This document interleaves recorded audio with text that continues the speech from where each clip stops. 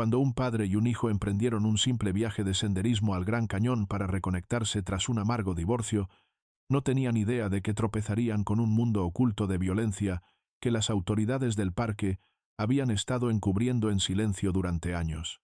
Lo que un excursionista solitario descubrió en un cañón de ranura tan remoto que requería habilidades de escalada expertas revelaría la horrible verdad sobre lo que realmente les sucede a los visitantes que se alejan demasiado de los senderos señalados.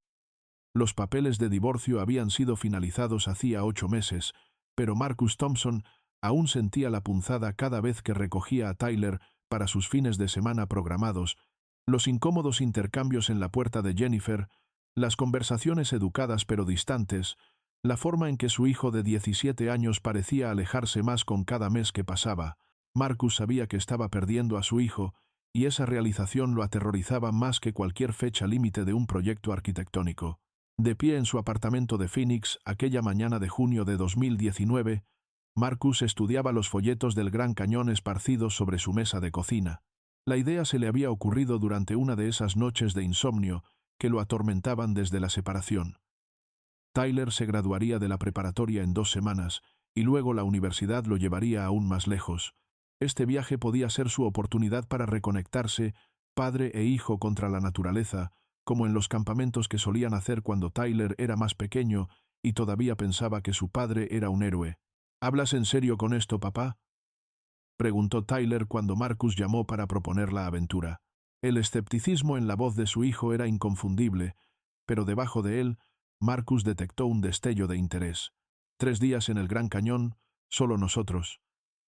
Tomaremos el Bright Angel Trail hasta Indian Garden, acamparemos una noche, quizá exploremos algunos senderos laterales. ¿Qué dices? Tyler guardó silencio por un largo momento y Marcus contuvo el aliento. Desde el divorcio, Tyler había preferido los videojuegos y sus amigos en lugar del tiempo con su padre. Pero algo sobre el Gran Cañón parecía capturar su imaginación. Sí, está bien, suena cool, supongo. Marcus sonrió, sintiendo una oleada de esperanza que no experimentaba desde hacía meses. Inmediatamente comenzó a planear cada detalle de la aventura. Compró equipo de senderismo de primera calidad, estudió mapas de los senderos hasta poder recorrerlos con los ojos cerrados y revisó compulsivamente los pronósticos del tiempo. Este viaje sería perfecto. Tenía que serlo. 2 semanas después, estaban juntos en el centro de visitantes del South Rim, ambos vistiendo camisetas naranjas de senderismo que Marcus había comprado para la ocasión. Tyler puso los ojos en blanco por la ropa a juego, pero la usó sin quejarse. El cañón se extendía ante ellos, un vasto abismo de roca roja y sombras que parecía tragarse el horizonte. ¿Listo para esto, hijo?, preguntó Marcus, ajustando su brillante mochila naranja. Tyler sacó su teléfono para tomarse una selfie con ambos, el magnífico cañón como fondo de sus sonrisas. Hagámoslo, papá. Ninguno de los dos podía imaginar que en menos de 48 horas desaparecerían sin dejar rastro en la misma naturaleza que habían venido a conquistar juntos. La mañana del 16 de junio amaneció fresca y clara, con temperaturas en los 70 en el South Rim, que subirían por encima de los 100 grados en el interior del cañón por la tarde. Marcus y Tyler comenzaron su descenso a las 6:30 de la mañana, sus botas crujiendo sobre la grava bien mantenida del Bright Angel Trail. Marcus sabía que el inicio temprano era crucial para evitar el brutal calor del mediodía que cobraba víctimas cada verano entre los excursionistas desprevenidos. Tyler caminaba un poco adelante, con el teléfono siempre en la mano, documentando el viaje con fotos y videos cortos. La mochila naranja que su padre le había comprado se veía enorme en su cuerpo delgado, cargada con comida, agua y equipo para 3 días. Marcus sintió una oleada de orgullo al ver a su hijo navegar con confianza por las curvas del sendero, señalando formaciones rocosas y huellas de animales. «Papá, mira esta vista», gritó Tyler en el primer gran mirador, levantando el teléfono para tomarse una selfie con el vasto cañón extendiéndose detrás. Marcus se unió a él, y por un momento, la tensión que había definido su relación desde el divorcio pareció evaporarse ante la grandeza del paisaje. Avanzaron a buen ritmo descendiendo hacia Indian Garden, el campamento oasis que sería su hogar esa noche. El sendero estaba más concurrido de lo que Marcus había anticipado, con excursionistas de un día y otros mochileros compartiendo el camino. Tyler entabló conversaciones con otros jóvenes, su carisma natural brillando de una manera que le recordaba a Marcus la personalidad de su hijo cuando era niño, antes de que todo se complicara. En Indian Garden, aseguraron su campamento y montaron su tienda cerca de un bosque de álamos. La temperatura había subido por encima de los 100 grados, pero la sombra ofrecía un alivio bendito. Pasaron la tarde explorando la zona, caminando hasta Plateau Point para disfrutar de vistas espectaculares del río Colorado muy abajo. Al acercarse la noche, cocinaron una cena simple en la estufa de Marcus y observaron cómo las paredes del cañón cambiaban de color con la puesta de sol. Tyler sacó su teléfono para enviarle un mensaje a su novia Emma, mostrándole el increíble atardecer que pintaba las rocas en tonos de naranja y rojo. «Esto en realidad está bastante cool, papá», admitió Tyler, recostándose contra una roca. «Me alegra que hayamos hecho esto». El pecho de Marcus se apretó de emoción. Esto era exactamente lo que había esperado. A las 7:43 de la tarde, Tyler envió su último mensaje de texto a Emma, una foto del atardecer con el pie de foto, «Vida en el cañón con papá». Bastante épico. Ni el padre ni el hijo se dieron cuenta de que ese simple mensaje se convertiría en el último rastro de su existencia, la última migaja en un camino que pronto se enfriaría por completo en el implacable desierto del Gran Cañón. Jennifer Thompson estaba organizando los suministros para la fiesta de graduación de Tyler cuando su teléfono vibró a las 12:15 de la tarde del 17 de junio. Emma Martínez, la novia de Tyler, llamaba con un temblor en la voz que de inmediato encendió las alarmas en la mente de Jennifer. «Señora Thompson, Tyler y su papá se suponía que regresarían al mediodía de hoy», dijo Emma, sus palabras atropelladas por la ansiedad. «Tyler me prometió que me llamaría en cuanto salieran del cañón, pero no he sabido nada. Su teléfono va directo al buzón de voz». Jennifer sintió que el estómago se le hundía. Marcus era muchas cosas, pero irresponsable no era una de ellas. Incluso durante su complicado divorcio, nunca había llegado tarde para devolver a Tyler en su horario. Intentó llamar repetidamente tanto a Marcus como a Tyler, pero todas las llamadas iban directo al buzón, con la voz electrónica anunciando alegremente que el suscriptor no estaba disponible. Para las 2 de la tarde, Jennifer estaba conduciendo hacia el Gran Cañón, apretando el volante con tanta fuerza que los nudillos se le pusieron blancos. El trayecto de 3 horas desde Phoenix se sintió interminable, su mente girando entre escenarios cada vez más aterradores.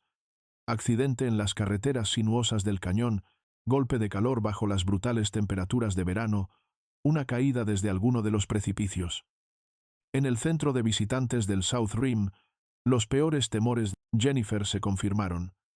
El auto rentado de Marcus seguía exactamente donde lo habían dejado 3 días antes, cubierto de polvo y horneado bajo el sol de la tarde. El coche estaba cerrado, intacto, sin señales de su regreso.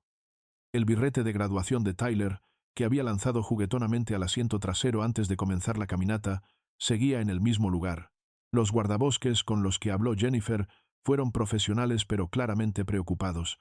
Los excursionistas desaparecidos en el Gran Cañón eran lamentablemente comunes, especialmente durante los meses de verano, cuando las temperaturas en el interior podían superar los 115 grados.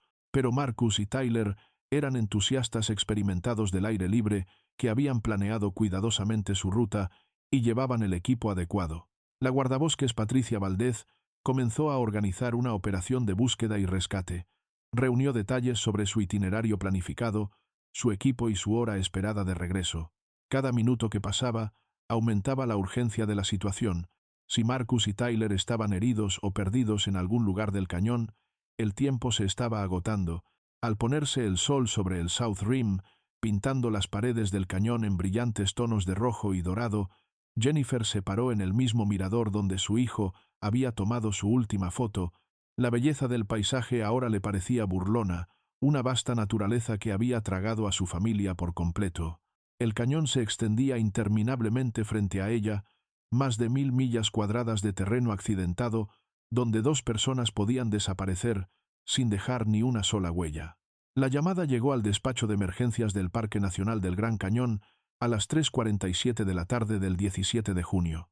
En cuestión de minutos, El coordinador de búsqueda y rescate del South Rim estaba movilizando lo que se convertiría en una de las operaciones de personas desaparecidas más grandes en la historia reciente del parque. El reloj ya corría en contra de Marcus y Tyler Thompson, y todos sabían que en el calor desértico del verano, las horas podían significar la diferencia entre la vida y la muerte. La comandante del incidente, Sarah Chen, había supervisado docenas de rescates en el cañón durante sus 8 años en el servicio del parque, pero las circunstancias de este caso inmediatamente encendieron las alarmas.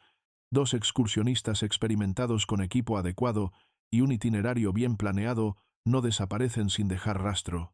El hecho de que hubieran pasado casi 4 horas desde su hora prevista de regreso significaba que algo había salido muy mal. El equipo inicial de respuesta consistía en 12 guardabosques entrenados en operaciones técnicas de rescate, apoyados por 2 tripulaciones de helicópteros equipados con cámaras de imagen térmica. Los helicópteros despegaron justo cuando el sol comenzaba a descender hacia el borde occidental, sus rotores agitando el aire del desierto mientras se adentraban en las profundidades del cañón.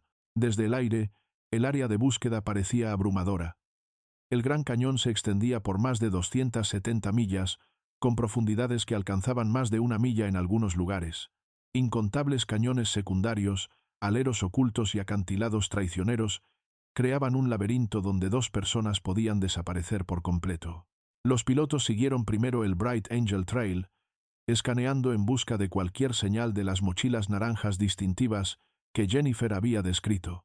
Los equipos en tierra descendieron con cuerdas a áreas inaccesibles por helicóptero, sus voces resonando en las paredes del cañón mientras gritaban los nombres de Marcus y Tyler.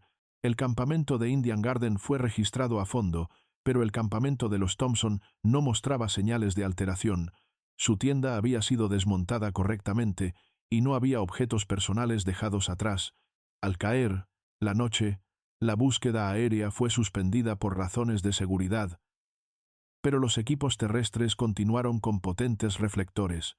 La temperatura en el interior del cañón aún superaba los 90 grados a medianoche, creando condiciones peligrosas tanto para los excursionistas desaparecidos como para los rescatistas. La guardabosques Chen estableció un puesto de mando en el South Rim, coordinando con recursos adicionales de los condados vecinos.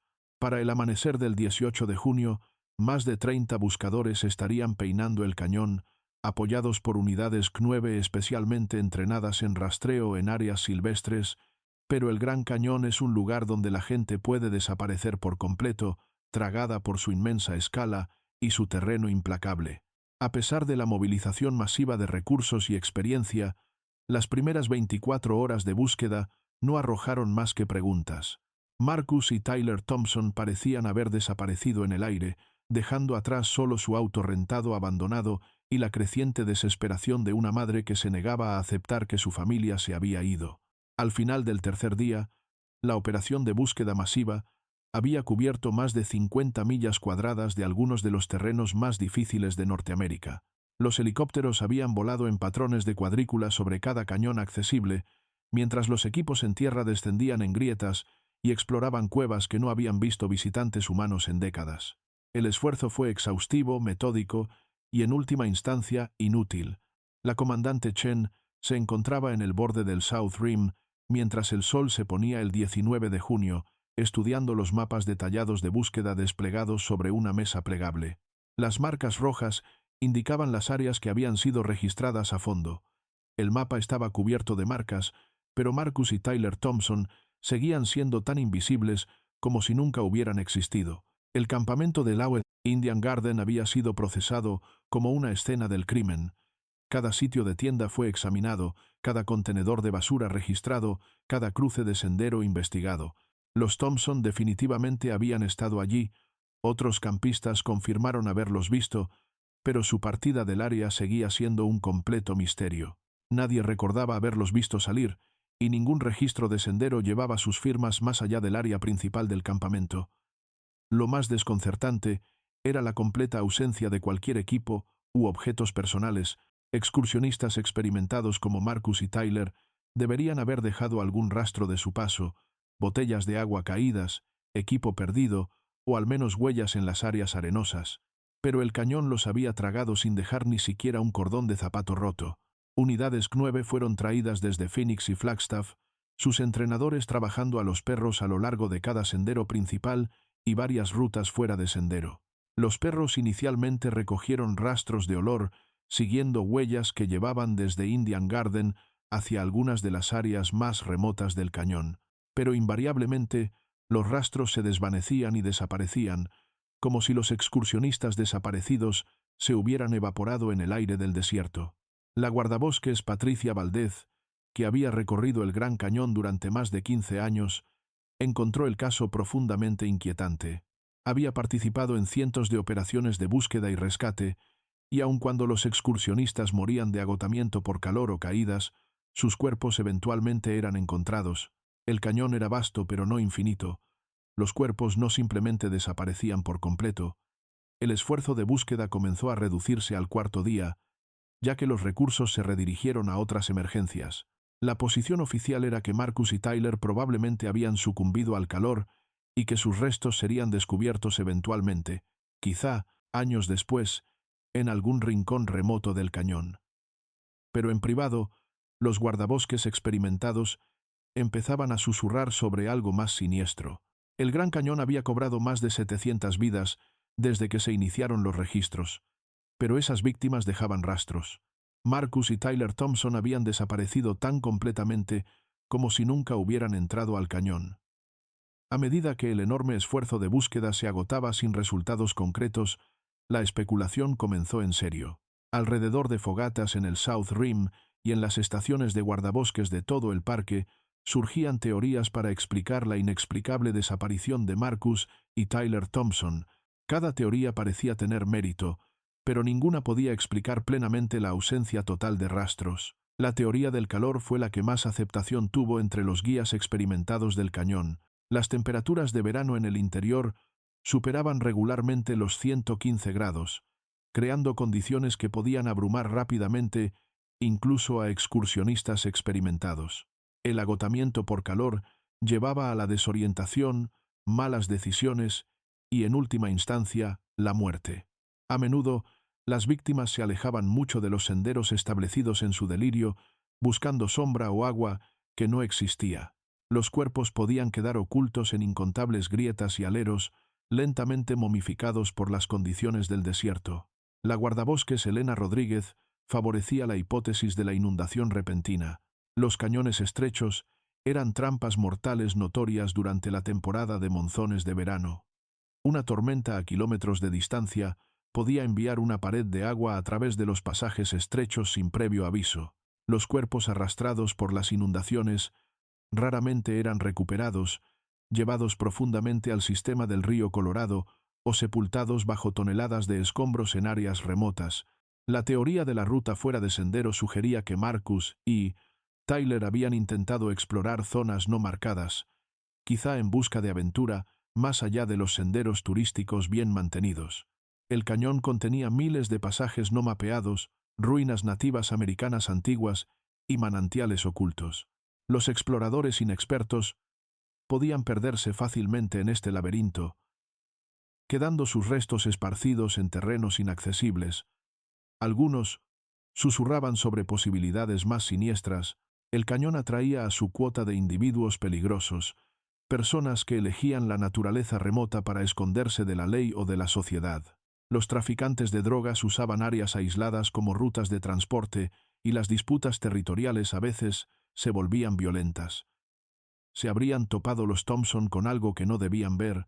La teoría del accidente se centraba en las incontables oportunidades del cañón para caídas fatales. Un solo paso en falso cerca de un borde, una roca suelta que cediera o un intento de recuperar un objeto caído podía resultar en cuerpos que terminaran en lugares tan remotos que jamás fueran encontrados. El Gran Cañón había cobrado más de 700 vidas desde que comenzaron los registros, y muchas víctimas nunca fueron recuperadas.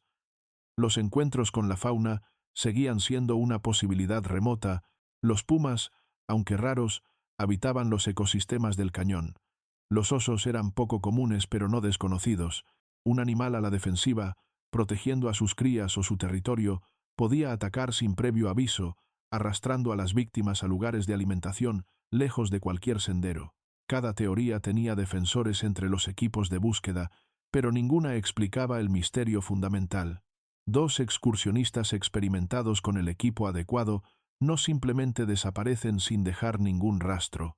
Algo les había ocurrido a Marcus y Tyler Thompson que iba más allá del catálogo normal de tragedias del cañón, algo que requeriría un tipo diferente de investigación para descubrirlo. Cuando la especialista en informática forense del FBI, la agente María Santos, recibió los datos del teléfono de Tyler Thompson 3 días después de la desaparición, esperaba encontrar las migajas habituales dejadas por los excursionistas desaparecidos. Coordenadas GPS, metadatos de fotos y registros de torres de telefonía que ayudarían a reducir el área de búsqueda. Lo que descubrió, en cambio, generó más preguntas que respuestas y cambió toda la investigación en una dirección inesperada. El teléfono de Tyler había estado notablemente activo durante su descenso al cañón el 16 de junio. Los metadatos de sus fotos mostraban una clara progresión por el Bright Angel Trail, con marcas de tiempo y coordenadas GPS que coincidían perfectamente con su ruta planeada. Su última publicación en Instagram, a las 7:43 de la tarde, mostraba a él y a Marcus disfrutando la puesta de sol en Indian Garden, ambos sonriendo y relajados. Pero enterrado en los datos crudos de las torres de telefonía, había algo que hizo que la agente Santos se enderezara en su asiento. A las 11:47 de la noche del 16 de junio, casi 4 horas después del último mensaje de texto de Tyler, su teléfono había hecho ping en una torre celular en un área completamente diferente del cañón. La señal provenía de algún lugar cerca de Hermit Creek, a más de 12 millas de su campamento en Indian Garden. Las implicaciones eran asombrosas. Para que el teléfono de Tyler se registrara en esa ubicación, o él había caminado 12 millas por un terreno traicionero en completa oscuridad, o alguien más había llevado su teléfono allí. Ningún escenario tenía sentido, dadas las experiencias de senderismo de Marcus y Tyler y su itinerario planeado. La agente Santos cruzó los datos de la torre con los mapas topográficos del cañón.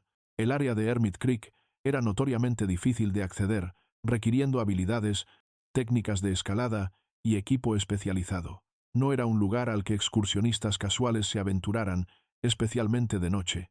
El área también era conocida entre los guardabosques como refugio de campamentos ilegales y actividades fuera de la red. Aún más desconcertante fue lo que sucedió después.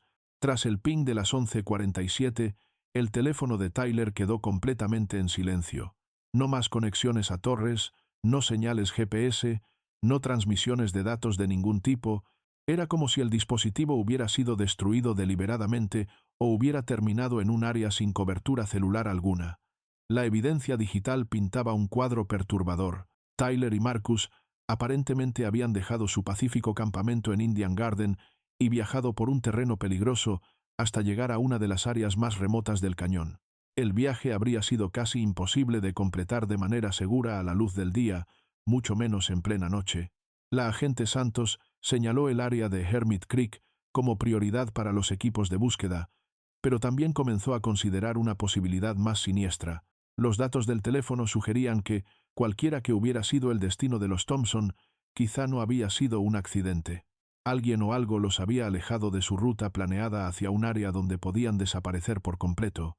Las migajas digitales estaban llevando la investigación hacia un territorio inexplorado, tanto literal como figurativamente. Emma Martínez había estado atormentada por la culpa durante 5 días, cuando finalmente reunió el valor para volver a llamar a Jennifer Thompson. Sentada en su habitación en Phoenix, rodeada de fotos de ella, y Tyler en el baile de graduación solo semanas antes, apretaba el teléfono con manos temblorosas. El secreto que había estado guardando se sentía como un peso aplastándole el pecho, y sabía que no podía permanecer en silencio por más tiempo. «Señora Thompson, necesito decirle algo», dijo Emma cuando Jennifer respondió. Su voz era apenas un susurro, cargado de lágrimas que había estado reprimiendo desde que comenzó la búsqueda. Algo que Tyler me dijo antes del viaje. Debería haberlo dicho antes, pero tenía miedo. El corazón de Jennifer comenzó a acelerarse.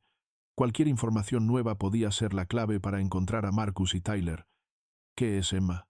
Por favor, cualquier cosa que puedas contar podría ayudar». Emma respiró temblorosamente antes de continuar. «Tyler Había estado mirando estos sitios web de senderismo, foros donde la gente publica sobre lugares secretos en el Gran Cañón. Me mostró fotos de cuevas ocultas y cañones estrechos que no están en los mapas oficiales del parque.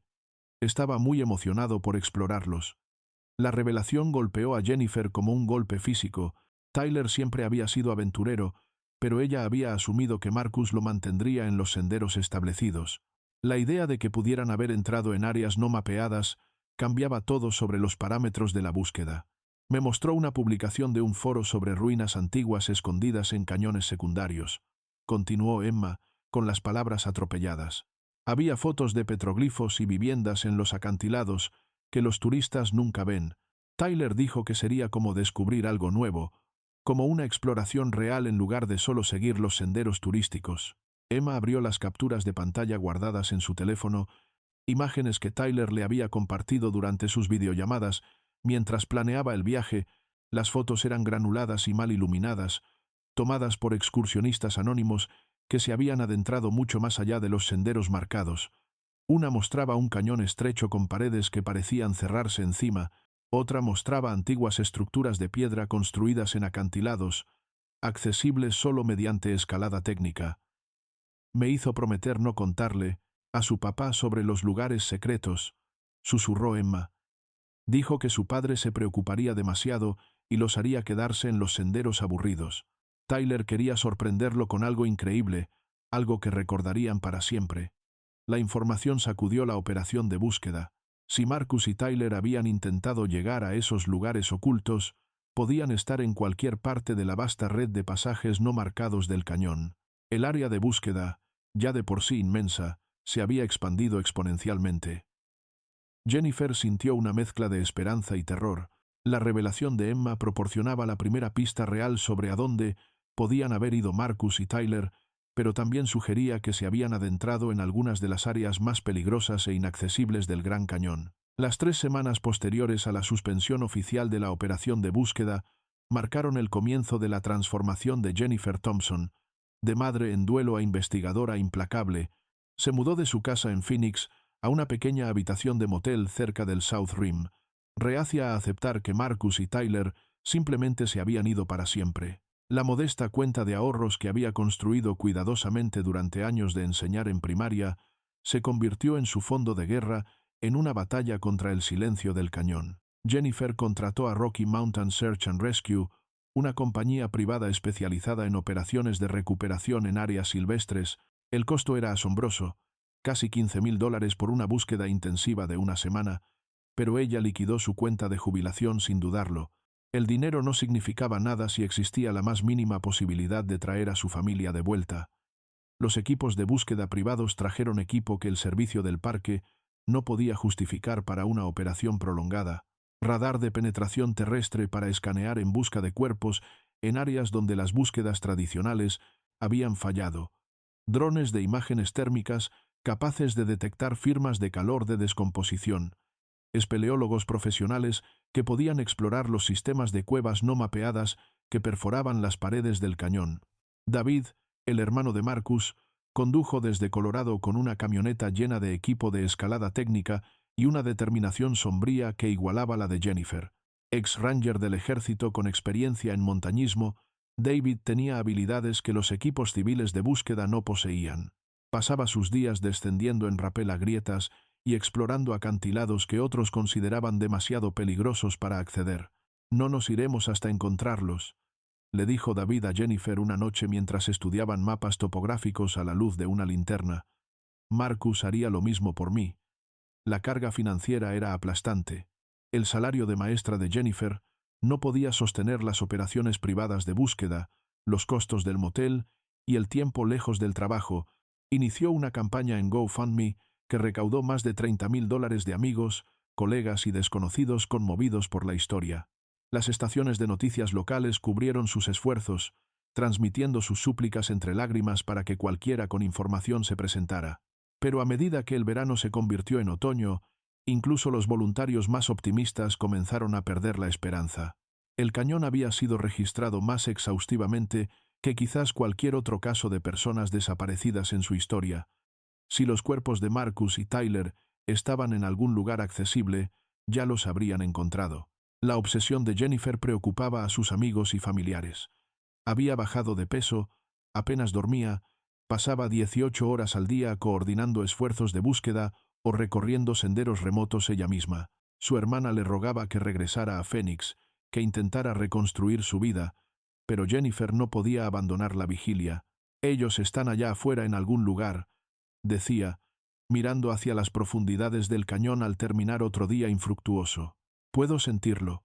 Están esperando que los encuentre».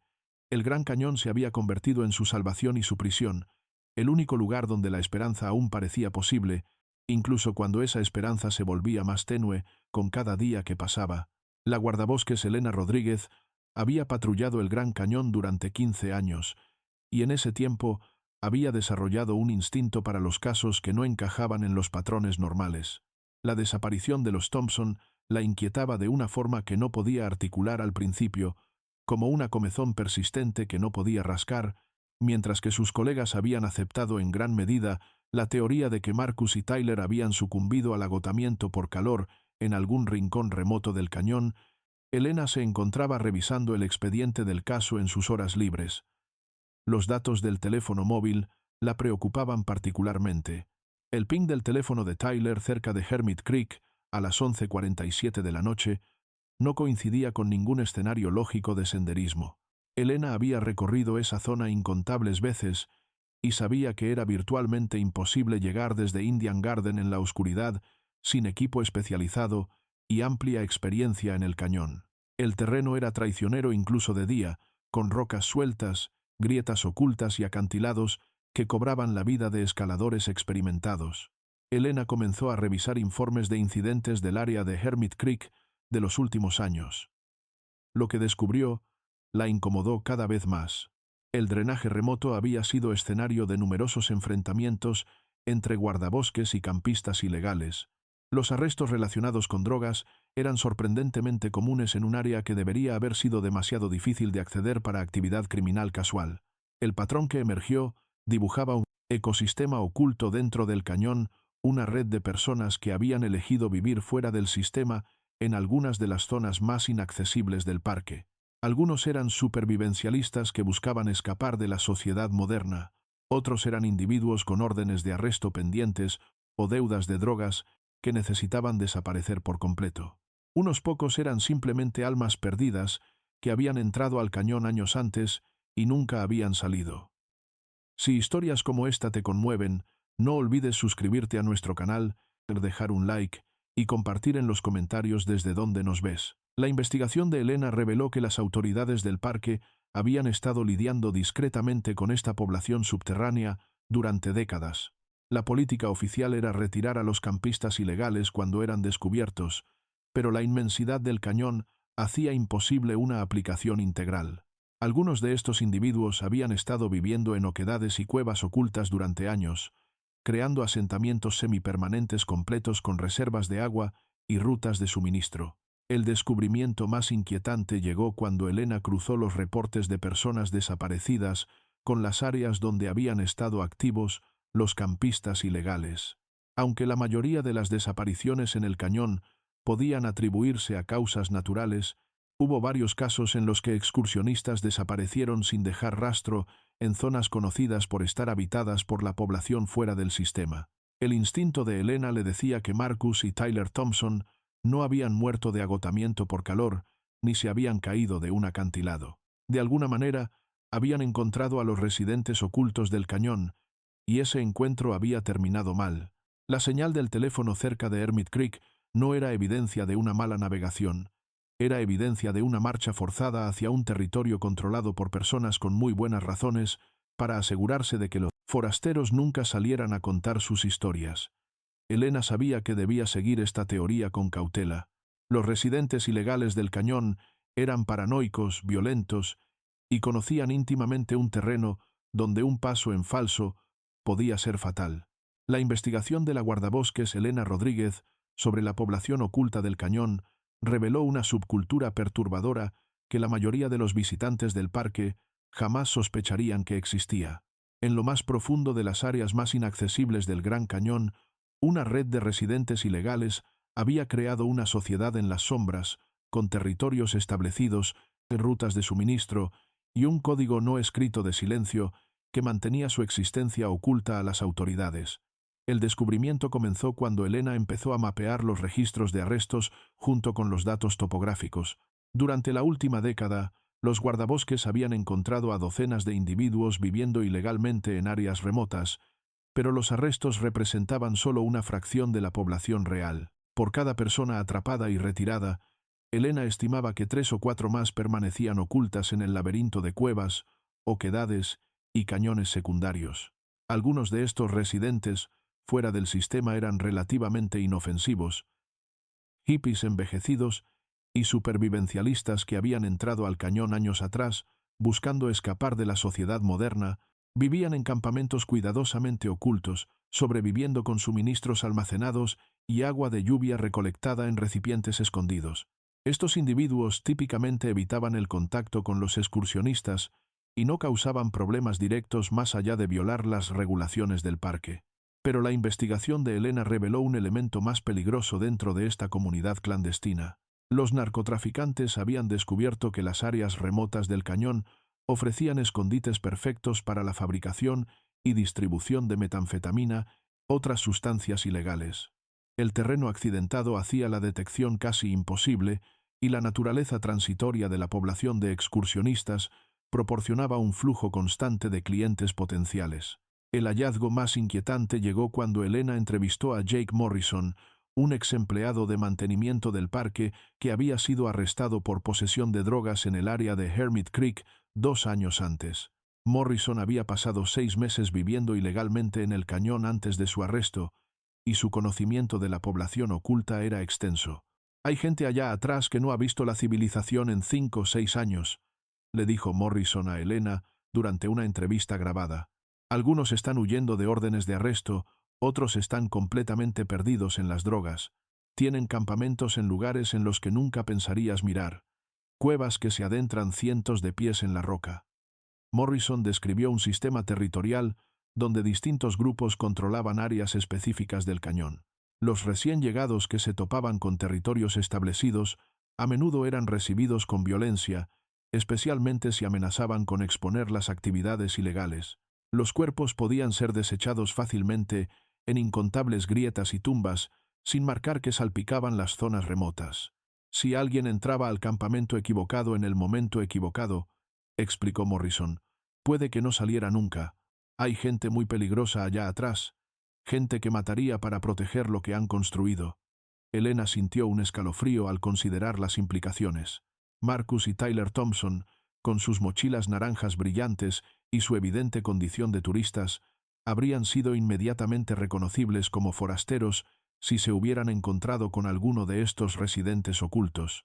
Los datos del teléfono, que sugerían que habían viajado al área de Hermit Creek, adquirieron un significado mucho más siniestro en este contexto. La amarrados del teléfono que nieve de enero caía en silencio sobre el South Rim, mientras la estudiante de posgrado en geología Amanda Chen descendía por un sendero sin marcar en el drenaje de Hermit Creek. Habían pasado 6 meses desde que la masiva búsqueda de Marcus y Tyler Thompson había sido suspendida oficialmente y el cañón había regresado a su ritmo normal de visitantes estacionales y operaciones rutinarias. Amanda estaba realizando una investigación sobre formaciones rocosas para su disertación, enfocándose en áreas raramente visitadas por turistas o personal del parque. El cañón lateral remoto que exploraba requería habilidades técnicas de rappel para acceder, lo que explicaba por qué había sido pasado por alto durante los esfuerzos iniciales de búsqueda. Amanda había elegido este lugar específicamente por su aislamiento, con la esperanza de encontrar muestras geológicas sin perturbaciones para su investigación. El clima invernal había despejado a la mayoría de los excursionistas de las áreas más accesibles, dejándola sola con las antiguas paredes de piedra y el susurro del viento a través de los estrechos pasajes. Amanda estaba documentando cuidadosamente una estratificación rocosa particularmente interesante cuando un destello de color llamó su atención. Atrapado en un arbusto espinoso, a unos 15 metros debajo de su posición, había un pequeño trozo de tela, de un naranja brillante contra los tonos apagados del desierto en las paredes del cañón. El color era tan vívido, y obviamente artificial, que destacaba como un faro en el paisaje natural. Su corazón comenzó a acelerarse al darse cuenta de la importancia de lo que estaba viendo. Amanda había seguido el caso Thompson de cerca a través de reportes de noticias y redes sociales, y recordaba claramente las descripciones de la brillante camiseta naranja de senderismo de Tyler. La tela parecía ser material sintético, del tipo usado en equipo moderno de exteriores, y claramente era reciente, no algo que hubiera estado resistiendo los elementos durante años. Amanda descendió cuidadosamente en rapel hasta la ubicación de la tela, con las manos temblorosas mientras la fotografiaba desde múltiples ángulos antes de retirarla con cuidado de las ramas espinosas. La pieza tenía aproximadamente 15 centímetros cuadrados, desgarrada en un borde como si se hubiera arrancado de una prenda más grande. El material mostraba señales de daño reciente, con desgarros frescos y lo que parecía ser pequeñas manchas que podrían ser de sangre. El descubrimiento sacudió la investigación cuando Amanda contactó de inmediato a las autoridades del parque. Esta era la primera evidencia tangible de que Marcus y Tyler Thompson habían viajado mucho más allá de su ruta planeada, adentrándose en áreas que requerían habilidades técnicas avanzadas para acceder. La ubicación estaba a más de 12 millas de Indian Garden, en un terreno tan desafiante que la mayoría de los excursionistas experimentados del cañón nunca intentaría llegar allí. Más importante aún, la ubicación de la tela coincidía perfectamente con la teoría de la guardabosques Elena Rodríguez sobre la población oculta del cañón. El drenaje de Hermit Creek era conocido por albergar campamentos ilegales y había sido escenario de numerosos enfrentamientos con residentes fuera del sistema. El hallazgo sugería que los Thompson no simplemente se habían perdido ni habían sucumbido al calor, sino que de alguna manera habían sido arrastrados al peligroso mundo de la sociedad clandestina del cañón. Por primera vez en 6 meses, los investigadores tenían una pista concreta que seguir. El descubrimiento de la tela naranja de Tyler transformó la investigación de un caso frío a una operación de búsqueda activa centrada en una de las áreas más traicioneras del Gran Cañón. En cuestión de horas tras el informe de Amanda Chen, la comandante de incidentes Sarah Chen estaba coordinando un equipo especializado de rescate técnico equipado para el terreno desafiante del drenaje de Hermit Creek. No se trataba de la amplia búsqueda del verano anterior, sino de una operación dirigida siguiendo la primera pista concreta en 6 meses. La ubicación de la tela requería un enfoque completamente diferente al de las búsquedas anteriores. El estrecho cañón lateral donde Amanda había hecho su descubrimiento era accesible solo mediante rapel técnico, y las paredes rocosas mostraban evidencia clara de actividad humana reciente. Las marcas de cuerdas en el borde del cañón sugerían que alguien había usado equipo de escalada para acceder al área, pero seguía sin estar claro si habían sido los Thompson o alguien más. El investigador principal, el detective Mark Rodríguez, llegó desde Flagstaff con un equipo de especialistas forenses entrenados en análisis de escenas de crimen en exteriores. La tela naranja fue cuidadosamente preservada como evidencia mientras el equipo establecía un perímetro seguro alrededor del lugar del hallazgo. Cada centímetro del área circundante fue fotografiado y mapeado con coordenadas GPS para asegurar que nada pasara por alto. El patrón de búsqueda se expandió hacia afuera desde el punto de descubrimiento de Amanda, con equipos descendiendo en rapel a cañones adyacentes y explorando cada oquedad y sistema de cuevas accesible. Lo que encontraron pintaba un panorama perturbador de la historia reciente del área. Ocultos entre las formaciones rocosas, había claros signos de habitación semipermanente, fogatas construidas con piedras apiladas, reservas de comida almacenadas en contenedores impermeables y refugios improvisados construidos en oquedades naturales. Lo más significativo fue que los equipos descubrieron evidencia de marcas territoriales, símbolos pintados con aerosol en las paredes de roca, que parecían ser algún tipo de sistema de comunicación entre los residentes ilegales del cañón. Las marcas eran recientes, aplicadas en el último año, y parecían delimitar áreas específicas de control o influencia. El detective Rodríguez había trabajado casos similares que involucraban poblaciones fuera del sistema en otras áreas silvestres, y reconoció las señales de una comunidad subterránea establecida. No se trataba de simples ocupantes ilegales al azar o excursionistas perdidos, sino de grupos organizados con territorios definidos y reglas para mantener su existencia oculta. Los equipos de búsqueda también encontraron evidencia perturbadora de violencia en el área. Entre los restos de campamentos había objetos que claramente no pertenecían a supervivencialistas o campistas ilegales casuales. Un reloj roto, con la correa arrancada como si se hubiera desprendido de la muñeca de alguien durante una pelea, monedas dispersas y un tarjetero cuyo contenido parecía haber sido revisado y desechado. Lo más escalofriante fue el hallazgo de lo que parecía ser un cairn construido apresuradamente, una pila de piedras que podía marcar tanto un sendero como algo mucho más siniestro. Cuando fue cuidadosamente desmantelado bajo supervisión forense, el cairn reveló suelo removido debajo, aunque no se hallaron restos de inmediato.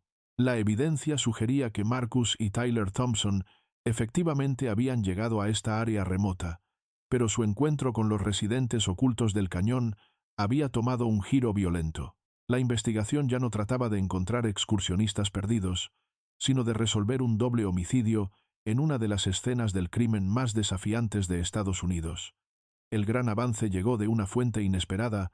Tommy Valdez, un joven de 23 años de Flagstaff, había sido arrestado por cargos de posesión de drogas completamente ajenos al caso Thompson. Durante su interrogatorio, mencionó haber pasado tiempo en las áreas remotas del Gran Cañón, y los oídos del detective Rodríguez se agudizaron cuando Valdez describió la comunidad oculta que había encontrado en el drenaje de Hermit Creek.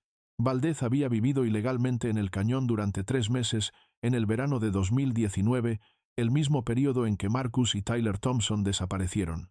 Su conocimiento de la población fuera del sistema era extenso e inquietante. Describió una jerarquía compleja entre los residentes ilegales, con diferentes grupos controlando territorios específicos y participando en diversas actividades criminales para mantener su existencia oculta. Quizá haya 40 o 50 personas viviendo allá permanentemente, le dijo Valdez al detective Rodríguez durante una entrevista grabada. La mayoría están huyendo de algo, órdenes de arresto, deudas de drogas, problemas familiares. Han montado campamentos en lugares que los turistas nunca encontrarían, cuevas que se adentran cientos de pies en la roca. Valdez describió una operación de drogas floreciente, centrada en las áreas más inaccesibles del cañón.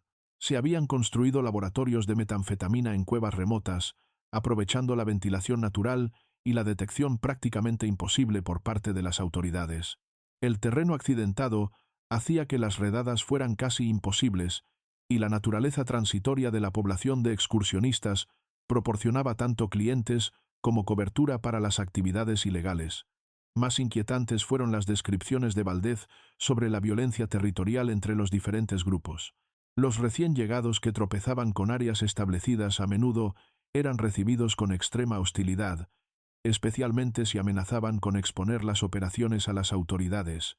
Varios residentes ilegales portaban armas, y las disputas por territorio o recursos a veces se volvían mortales. Hay un tipo, lo llaman Canyon, continuó Valdez, bajando la voz hasta un susurro. Su nombre real es algo como Morrison, creo. Lleva años allá atrás, totalmente. Paranoico, piensa que todos son agentes federales o algo así. Tiene la reputación de hacer desaparecer problemas, si sabes a lo que me refiero. El detective Rodríguez sintió que su pulso se aceleraba. La descripción de Canyon Morrison coincidía con la información de la investigación de la guardabosques Elena Rodríguez sobre la población ilegal del área. Morrison era un delincuente violento conocido que había estado viviendo en las zonas remotas durante más de 3 años, evadiendo múltiples órdenes de arresto pendientes. La revelación más escalofriante de Valdez llegó cuando Rodríguez le mostró fotos de Marcus y Tyler Thompson. El rostro de Valdez palideció al reconocer las imágenes. «Los vi», dijo en voz baja. 2 tipos con mochilas naranjas, un padre y un hijo. Esto fue en junio, justo cuando me estaba preparando para salir del cañón. Se veían perdidos, muy lejos de los senderos principales. Canyon Morrison hablaba de unos turistas que habían entrado en su territorio. Decía que estaban haciendo demasiadas preguntas sobre los campamentos. Las piezas del rompecabezas finalmente comenzaban a encajar. Marcus y Tyler Thompson no habían muerto por causas naturales. Se habían encontrado con la población criminal oculta del cañón y representaban una amenaza que no podía permitirse salir del desierto con vida. Un año y 3 meses después de que Marcus y Tyler Thompson desaparecieran en el Gran Cañón, el experimentado barranquista David Chen perseguía su pasión por explorar las áreas más remotas y desafiantes del parque. Chen había estado descendiendo cañones estrechos durante más de 15 años, atraído por los retos técnicos y la belleza prístina de lugares donde pocos humanos habían puesto un pie. Su expedición actual se centraba en el drenaje extremadamente remoto de Escalante Creek, un área tan difícil de acceder que requería técnicas avanzadas de cuerdas y varios días de caminata de aproximación.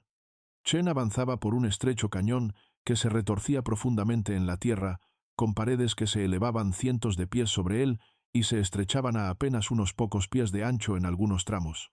Los retos técnicos eran inmensos, requiriendo una cuidadosa colocación de anclajes y un trabajo preciso con cuerdas para navegar los descensos verticales y los obstáculos tallados por el agua. Este era exactamente el tipo de terreno que atraía a Chen al barranquismo: naturaleza prístina, donde podía poner a prueba sus habilidades contra los rompecabezas más desafiantes de la naturaleza. Mientras descendía en rapel por una sección particularmente empinada, algo brilló en la luz filtrada que se colaba por la estrecha abertura muy arriba. Chen se detuvo en su cuerda, entrecerrando los ojos hacia lo que parecían ser objetos metálicos incrustados en un pequeño alféizar a unos 6 metros debajo de su posición.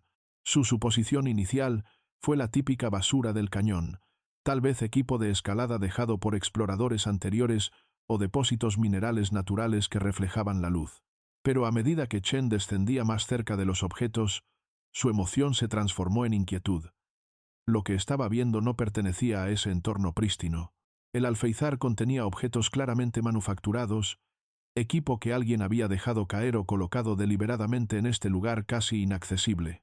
El ojo entrenado de Chen reconoció de inmediato equipo de exteriores, material de mochilero que no tenía razón de estar en un cañón estrecho que requería habilidades técnicas expertas para alcanzar. Entre los objetos esparcidos, Chen vio una correa de cámara distintiva, amarilla brillante con bordes negros, y una cantimplora de acero inoxidable con marcas comerciales. Ambos artículos parecían relativamente recientes, no lo suficientemente desgastados como para haber estado en el cañón por años. Pero lo más inquietante era la forma en que el equipo estaba distribuido, disperso como si hubiera sido arrojado en lugar de colocado con cuidado o dejado caer accidentalmente. Los años de experiencia de Chen en la naturaleza le habían enseñado a reconocer cuando algo estaba seriamente mal. La ubicación era increíblemente remota, requería varios días de escalada técnica para acceder. El equipo sugería que alguien había hecho un esfuerzo extraordinario para llegar a este lugar o había sido llevado allí contra su voluntad. Mientras Chen fotografiaba cuidadosamente la escena con su cámara impermeable, se dio cuenta de que podía haber tropezado con evidencia relacionada con uno de los casos sin resolver más notorios del Gran Cañón. El descubrimiento pronto transformaría la investigación Thompson de un caso frío a una escena activa de crimen, proporcionando la primera evidencia concreta de lo que había sucedido con el padre y el hijo, desaparecidos en el verano de 2019. El hallazgo de David Chen desencadenó la operación de escena del crimen más grande en la historia del Parque Nacional del Gran Cañón. En menos de 6 horas de su llamada de emergencia por teléfono satelital, un equipo especializado de expertos forenses del FBI estaba siendo transportado en helicóptero al remoto drenaje de Escalante Creek. El desafío logístico era inmenso, requiriendo múltiples viajes de helicóptero para trasladar equipo y personal a un terreno tan inaccesible que nunca había sido propiamente cartografiado por las autoridades del parque. El cañón estrecho donde Chen había hecho su descubrimiento se convirtió en una escena del crimen controlada cuidadosamente. La agente Patricia Williams, especialista forense con 20 años de experiencia en investigaciones al aire libre, supervisó la meticulosa documentación de cada artículo encontrado en el alféizar oculto. La correa amarilla de cámara y la cantimplora de acero inoxidable fueron fotografiadas en sus posiciones originales antes de ser cuidadosamente recogidas como evidencia. Pero la investigación del equipo forense reveló mucho más de lo que Chen había observado inicialmente. Ocultos bajo rocas sueltas y escombros, había artículos personales adicionales que pintaban un panorama perturbador de violencia. Una bota de senderismo rota, con los cordones cortados en lugar de desatados, sugería que alguien había sido inmovilizado por la fuerza. Monedas dispersas y una funda de teléfono agrietada indicaban que los bolsillos habían sido registrados y las pertenencias de valor retiradas. Lo más significativo fue el descubrimiento de evidencia biológica que confirmó sus peores temores. El análisis de salpicaduras de sangre reveló múltiples patrones de impacto en las paredes del cañón, lo que indicaba que había ocurrido una lucha violenta en ese lugar remoto. La distribución y las características de la sangre sugerían que al menos 2 personas habían sufrido traumatismos significativos en el espacio confinado del Alféizar. La agente Williams utilizó equipo especializado para analizar las muestras de sangre en busca de ADN, pero el calor extremo y la exposición a los rayos UV del entorno del cañón habían degradado la mayor parte del material genético más allá de un análisis útil. Sin embargo, las pruebas preliminares de campo confirmaron que la sangre era humana y relativamente reciente, consistente con la línea de tiempo de la desaparición de los Thompson. El equipo forense también descubrió evidencia de intentos de encubrir el crimen. Fragmentos de ropa dañada por fuego sugerían que alguien había intentado quemar evidencia, aunque las paredes de piedra del cañón habían impedido la destrucción completa. Marcas de herramientas en las superficies rocosas indicaban que alguien había utilizado implementos para desgastar áreas donde la sangre se había acumulado, intentando eliminar rastros de la violencia. La ubicación en sí contaba una historia escalofriante. El Alféizar estaba posicionado de tal manera que los sonidos quedaban completamente amortiguados por las paredes circundantes del cañón. Las víctimas llevadas a ese lugar no habrían podido pedir ayuda, y sus voces nunca habrían llegado más allá del área inmediata. El sitio había sido elegido deliberadamente por alguien con un conocimiento íntimo de las propiedades acústicas del cañón. El informe preliminar de la agente Williams concluyó que Marcus y Tyler Thompson habían sido asesinados en esa ubicación remota y sus cuerpos trasladados posteriormente a un sitio de disposición aún más inaccesible. La evidencia de la escena del crimen sugería una planificación y ejecución cuidadosa por parte de alguien familiarizado tanto con el terreno como con las técnicas de investigación forense. El caso se había convertido oficialmente en una investigación de doble homicidio y el enfoque cambió a identificar al perpetrador que había utilizado las áreas más remotas del Gran Cañón como el lugar perfecto para el asesinato y el encubrimiento. La evidencia forense de la escena del crimen en Escalante Creek llevó a los investigadores a enfocar su atención en la población ilegal del Gran Cañón, específicamente en individuos con historial de violencia y comportamiento territorial. El testimonio previo de Tommy Valdez sobre Canyon Morrison ya lo había colocado en la parte superior de la lista de sospechosos, pero rastrear a alguien que había logrado evadir a las autoridades durante más de 3 años resultó ser un desafío formidable.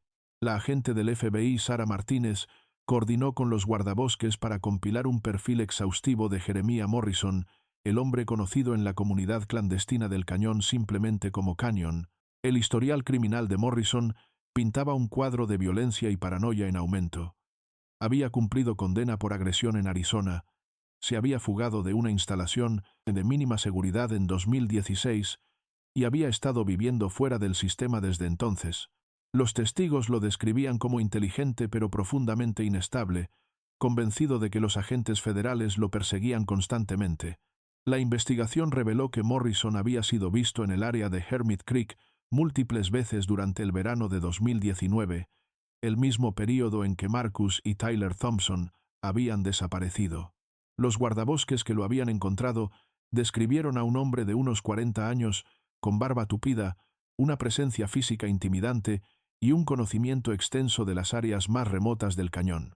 Se sabía que portaba armas y que había amenazado a excursionistas que se acercaban demasiado a sus campamentos ocultos. El equipo de la agente Martínez descubrió que Morrison había establecido una red de reservas de suministros en las áreas remotas del cañón, lo que le permitía moverse libremente por un terreno que desafiaría incluso a los expertos en supervivencia. Había creado múltiples escondites en cuevas y alféizares, algunos equipados con equipo de campamento robado y alimentos no perecederos que le permitían permanecer oculto durante semanas. El gran avance llegó cuando los investigadores analizaron los artículos recuperados de la escena del crimen contra las posesiones conocidas de Morrison.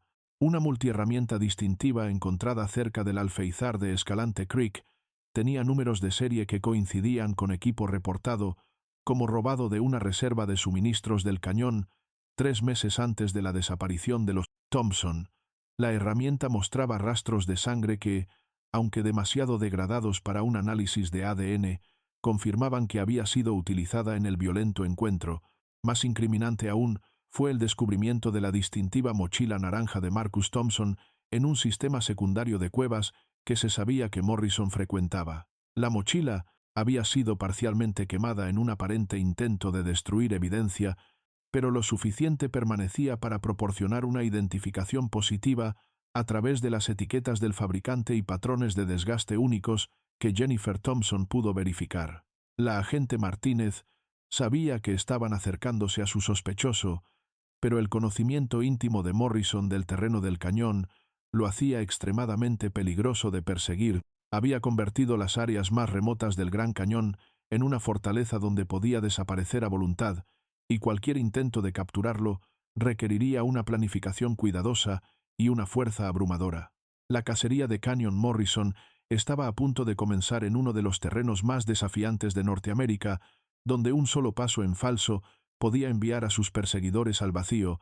La persecución de Jeremiah Morrison comenzó al amanecer de una fresca mañana de octubre, involucrando la operación de cumplimiento de la ley más grande jamás coordinada en la historia del Parque Nacional del Gran Cañón. Equipos tácticos del FBI, guardabosques y unidades especializadas en rastreo en áreas silvestres convergieron en las áreas remotas donde se sabía que Morrison operaba. El desafío era inmenso. Perseguir a un sospechoso que había convertido el terreno más inaccesible del cañón en su fortaleza personal, donde podía desaparecer en sistemas de cuevas no cartografiados a voluntad. La agente Sarah Martínez coordinaba la operación desde un puesto de mando establecido en el South Rim, usando mapas topográficos e imágenes satelitales para rastrear a los múltiples equipos desplegados a lo largo de cientos de millas cuadradas de terreno accidentado. La red de escondites de Morrison había sido identificada a través de meses de investigación, pero su conocimiento íntimo del terreno le daba una ventaja significativa sobre sus perseguidores. El primer encuentro llegó el segundo día de la Mune del Arre, búsqueda. Un equipo táctico que descendía en rapel por un cañón lateral estrecho avistó la silueta distintiva de Morrison moviéndose por un campo de rocas a casi 1 kilómetro de distancia. Para cuando llegaron al lugar, él había desaparecido por completo, dejando solo huellas en la arena y los restos fríos de una fogata abandonada apresuradamente. Las tácticas de evasión de Morrison revelaron el alcance de sus habilidades en la naturaleza. Se movía principalmente de noche, usando senderos de animales y rutas naturales que no aparecían en los mapas oficiales. Durante el día, se refugiaba en cuevas y alféizares donde el equipo de imágenes térmicas no podía detectar su presencia. Había almacenado suministros en todo el área, lo que le permitía permanecer móvil sin cargar equipo pesado que ralentizara su movimiento. La persecución se convirtió en un juego mortal del gato y el ratón a través de algunos de los terrenos más peligrosos de Norteamérica.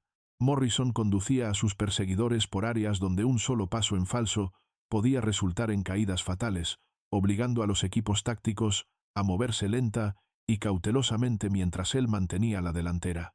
Parecía saber exactamente dónde estaban posicionados los equipos de búsqueda, lo que sugería que había establecido puestos de observación que le permitían monitorear sus movimientos.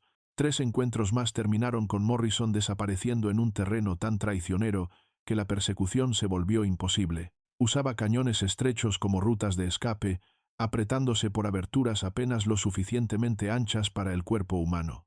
Su conocimiento de los sistemas de cuevas era enciclopédico, y podía desaparecer en pasajes subterráneos que emergían a kilómetros de los puntos de entrada. La presión psicológica de la persecución comenzó a reflejarse en el comportamiento de Morrison. Los equipos de búsqueda encontraron evidencia de acciones cada vez más erráticas, campamentos abandonados donde aparentemente había huido en pánico, dejando atrás suministros y equipo valioso. Sus movimientos se volvieron más desesperados e impredecibles,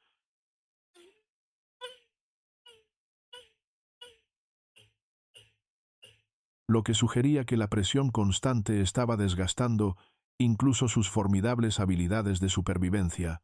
La agente Martínez sabía que el tiempo jugaba en contra tanto de los equipos de búsqueda como de su presa.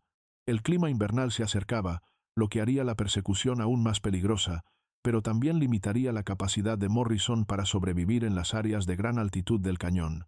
La red se estaba cerrando lentamente, y Morrison se estaba quedando sin lugares donde esconderse. El final llegó en un estrecho cañón de caja profundo en el drenaje de Hermit Creek, donde paredes de roca de 90 metros se alzaban a todos lados, creando una prisión natural con solo una entrada. Morrison había cometido un error táctico fatal en su desesperación por escapar de la red que se cerraba a su alrededor. El cañón que había elegido como escondite era en realidad un callejón sin salida, y los equipos tácticos del FBI se habían posicionado silenciosamente en el único punto de salida durante la noche. La agente Sara Martínez se acercó a la entrada del cañón al amanecer, acompañada por un especialista en negociación y un equipo táctico armado con armas no letales. La desesperada huida de 3 semanas de Morrison a través del terreno más traicionero del Gran Cañón finalmente había llegado a su fin. Las imágenes térmicas confirmaban su presencia en lo profundo del cañón de caja, atrapado en un alféizar sin ruta de escape. Jeremiah Morrison, habla el FBI, llamó la agente Martínez a través de un megáfono, su voz resonando en las paredes del cañón. «Estás rodeado y no hay salida. Queremos resolver esto pacíficamente». La respuesta fue inmediata y violenta. Morrison abrió fuego con un rifle de caza, los disparos rebotando salvajemente en las paredes de roca y obligando al equipo táctico a cubrirse tras rocas. Su puntería era pobre debido al agotamiento y los ángulos difíciles, pero su desesperación lo hacía extremadamente peligroso. El enfrentamiento duró casi 6 horas. La posición de Morrison en el alféizar le brindaba excelente cobertura, pero también significaba que no tenía acceso a agua ni a munición adicional. La presión psicológica de estar atrapado, combinada con semanas de persecución constante, comenzó a desgastar sus defensas. Cuando el sol de la tarde calentó el suelo del cañón a más de 40 grados, los disparos de Morrison se volvieron esporádicos y mal dirigidos. La agente Martínez podía escucharlo hablar consigo mismo. Su voz resonaba claramente en el espacio confinado, pero las palabras eran ininteligibles. El estrés de la persecución claramente había tenido un severo impacto psicológico. El punto de quiebre llegó cuando el rifle de Morrison se encasquilló durante lo que parecía ser su último enfrentamiento. En el repentino silencio que siguió, la agente Martínez escuchó algo que le heló la sangre: el sonido de Morrison sollozando incontrolablemente. El hombre que había aterrorizado las áreas remotas del cañón durante años finalmente había llegado a su límite. «No puedo hacer esto más», gritó Morrison, su voz quebrándose por el agotamiento y la desesperación. Se suponía que solo tenían que irse, no se suponía que vieran el laboratorio. La confesión salió en un torrente de culpa y justificación. Morrison describió cómo Marcus y Tyler Thompson habían tropezado con su operación de metanfetamina mientras exploraban áreas fuera de los senderos. Su descubrimiento amenazaba todo lo que había construido, y su mente paranoica lo convenció de que eran agentes federales haciendo vigilancia. «No quería matarlos», continuó Morrison, su voz resonando en las paredes del cañón. «Pero sabían, demasiado, habrían destruido todo». Con su munición agotada y sin posibilidad de escapar, Morrison finalmente se rindió, saliendo del alféizar con las manos en alto en señal de derrota. La cacería que había cautivado a la nación finalmente había terminado. El juicio de Jeremiah Morrison comenzó en un tribunal federal en Phoenix 8 meses después de su captura, atrayendo la atención de los medios nacionales hacia un caso que había capturado la imaginación del público. Morrison enfrentaba 2 cargos de asesinato en primer grado por las muertes de Marcus y Tyler Thompson, junto con cargos adicionales relacionados con su operación ilegal de drogas y violaciones de armas. La evidencia en su contra era abrumadora, construida sobre análisis forense, testimonios de testigos y su propia confesión grabada en el cañón sin salida. Jennifer Thompson se sentó en la primera fila de la sala todos los días. Su presencia era un recordatorio constante del costo humano de los crímenes de Morrison. Había esperado más de 2 años por ese momento, y a pesar del dolor de revivir los detalles de las últimas horas de su familia, estaba decidida a ver que se hiciera justicia. La fiscalía presentó un caso metódico que trazó los últimos movimientos de Marcus y Tyler desde su campamento en Indian Garden hasta sus muertes violentas en el remoto drenaje de Escalante Creek. El equipo de defensa de Morrison intentó argumentar que los asesinatos fueron el resultado de un colapso psicológico causado por años de aislamiento y enfermedad mental no tratada. Presentaron evidencia de su deteriorado estado mental y afirmaron que sus delirios paranoicos lo habían llevado a percibir a los Thompson como agentes federales en lugar de simples excursionistas inocentes. La estrategia fracasó en resonar con los jurados que escucharon las grabaciones de los intentos calculados de Morrison por destruir evidencia y encubrir la escena del crimen. El jurado deliberó por menos de 4 horas antes de emitir veredictos de culpabilidad en todos los cargos. Morrison fue sentenciado a cadena perpetua sin posibilidad de libertad condicional, asegurando que nunca volvería a amenazar a excursionistas en las áreas remotas del Gran Cañón. Durante la audiencia de sentencia, ofreció una breve disculpa a Jennifer Thompson, pero sus palabras parecieron vacías y egocéntricas más que genuinamente arrepentidas. A pesar de la condena, quedó una pregunta crucial sin respuesta. Morrison se había negado rotundamente a revelar la ubicación donde había desechado los cuerpos de Marcus y Tyler, llevándose ese secreto con él a la prisión federal. Múltiples esfuerzos de búsqueda en las áreas que él había frecuentado no arrojaron ningún rastro de los restos, dejando a Jennifer sin el cierre de traer a su familia de regreso para un entierro apropiado. En los años posteriores al juicio, Jennifer canalizó su dolor hacia el trabajo de defensa. Estableció la Fundación Thompson para la Seguridad en el Cañón, que proporcionaba dispositivos de rastreo GPS a excursionistas de zonas remotas y financiaba sistemas de comunicación mejorados en áreas apartadas de los parques nacionales. Logró cabildear con éxito para aprobar legislación que requería equipo de seguridad para permisos en áreas silvestres y patrullas reforzadas de guardabosques en zonas conocidas por albergar actividad ilegal. Jennifer continuó haciendo peregrinaciones anuales al Gran Cañón, recorriendo los senderos que Marcus y Tyler habían amado mientras llevaba adelante su memoria. El cañón seguía siendo un lugar tanto de belleza como de dolor, donde la línea entre la aventura y la tragedia podía desaparecer tan rápido como dos excursionistas desvaneciéndose en la vasta naturaleza. El caso sirvió como un recordatorio contundente de que incluso en los espacios naturales más preciados de Estados Unidos, la oscuridad podía esconderse en las sombras más profundas, esperando a víctimas desprevenidas que se alejaran demasiado de la seguridad de los senderos marcados.